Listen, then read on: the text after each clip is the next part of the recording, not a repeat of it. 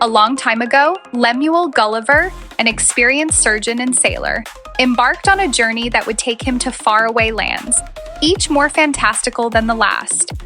His travels reveal not only the strange worlds he visits, but also the flaws of human nature through satire.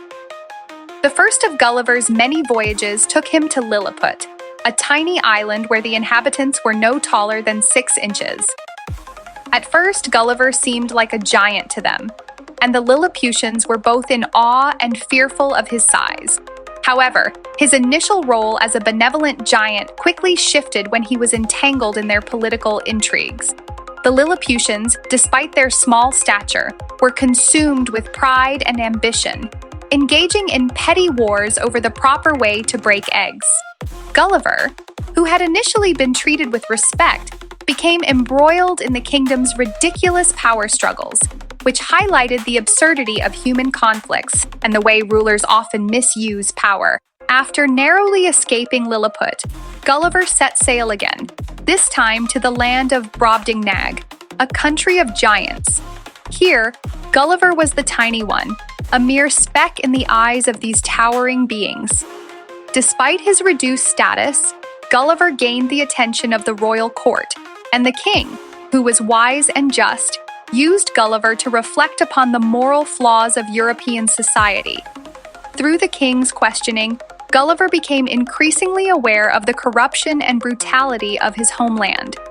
The king's disdain for the European customs and politics offered a sharp critique of Swift's own society, emphasizing the arrogance of rulers and the moral decay that could be found in the grandeur of nations.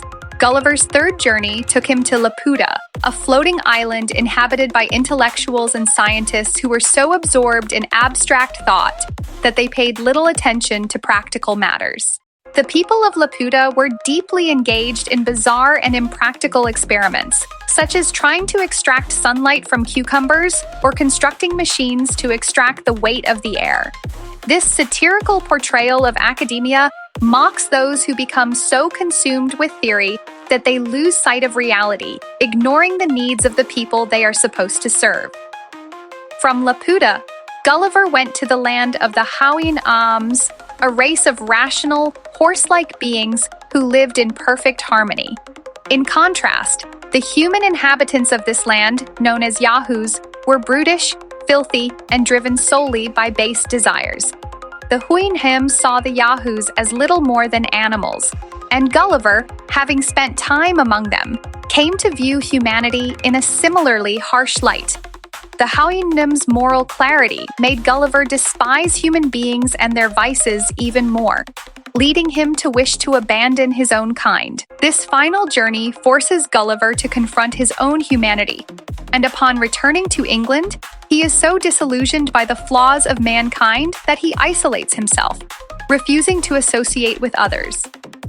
Through Gulliver's travels, Swift critiques various aspects of society, from politics to science and human nature.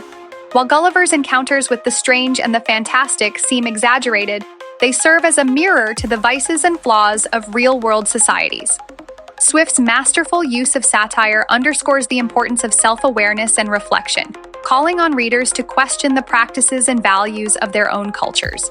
Ultimately, Gulliver's Travels is a story of both external and internal exploration, where the hero's physical journey is mirrored by his psychological unraveling.